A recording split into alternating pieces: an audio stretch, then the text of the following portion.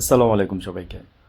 প্রথম আলোর অফিসে আগুন লাগাই দেওয়া হয়েছে কিছুক্ষণ আগে। তারপরে ঠিক কিছুক্ষণ পরে আপনার ডেইলি স্টারের অফিসে আগুন লাগাই দেওয়া হয়েছে। তার ১ ঘন্টা আগে প্রধান উপদেষ্টার আপনার শোক বার্তা দিছে আপনার হাদি ভাইয়ের জন্য।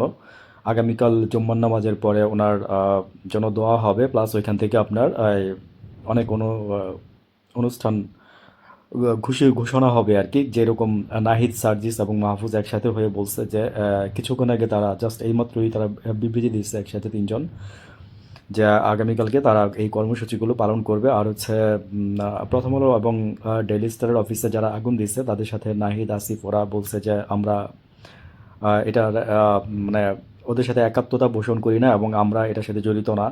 আমিও বলছি যে ভাই এখানে তৃতীয় পক্ষ কিন্তু সুযোগ নিবে, এটাই হচ্ছে তারা। আর হচ্ছে নাহিদ ভাই বলছে, সরাসরি বলছে প্রেস ব্রিফিং, আমি নিজেই শুনছি যে যারা এই আগুন দিচ্ছে এবং আরও বিভিন্ন জেলায় উপজেলায় নাকি এরকম অনেক কিছু হচ্ছে।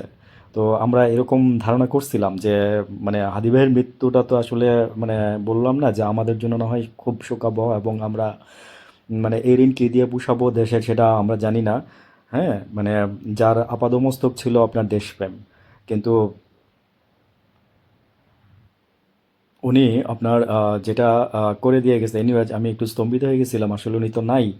আল্লাহ ওনাকে ভেহাস নসিব করুক। আর হচ্ছে যে আহ, উনি আসলে আবার বলতে পারেন যে সবাইকে এক করে দিয়ে গেছে। দেশটা যেভাবে একটু মানে সবাই অন্যদিকে চলে গেছিল ছাড়া ছাড়া ভাবে, সবাই আবার এক করে দিয়ে গেছে উনি। আর দেশে একটা পরিবর্তন দরকার, এই পরিবর্তনটা দরকার ছিল, কিন্তু এইভাবে না, আমি বলবো যে বিশৃঙ্খলা করে না।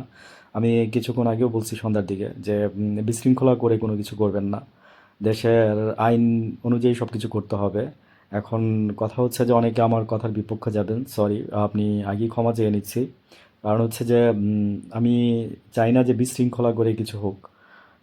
আগুন লাগাই দিচ্ছেন আপনার প্রথম আলো, ডেইলি স্টার অফিসে, তারপরে হচ্ছে আরও অনেক কিছু হচ্ছে অনেক জায়গায়। তো এখন সেনাবাহিনী মাঠে আছে, প্লাস একটা মহল দেখবেন যে একটা সুশীল দেখবেন যে দাবি করবে, আমাদের দেশে তো সুশীলের অভাব নাই, দেখবেন দাবি করবে যে এই সরকার দেশ চালাইতে পারতেছে না, সেনাবাহিনীর এতে ক্ষমতা দাও। তো সেনাবাহিনী যেমন আমার চেয়ে বিজ্ঞ বিজ্ঞ লোকেরা গত ২-৩ দিন যাবতীয় এগুলো বলতেছে যে তৃতীয় পক্ষ সুযোগ নিবে এবং এই সুযোগটা যেন আমরা না দেই। এবং নাহিদ সার্জিস এবং মাহফুজ এই যে জাস্ট কিছুক্ষণ আগে সরাসরি বিবৃতি দিল রাত্রে ১৫:২০ বাজে আজকে, আপনার যে ওরা এগুলোর সাথে জড়িত নাই, বা আমরা মানে যারা করতেছে এগুলাই হচ্ছে হাদির মৃত্যুর জন্য দায়ী। ভালো থাকবেন।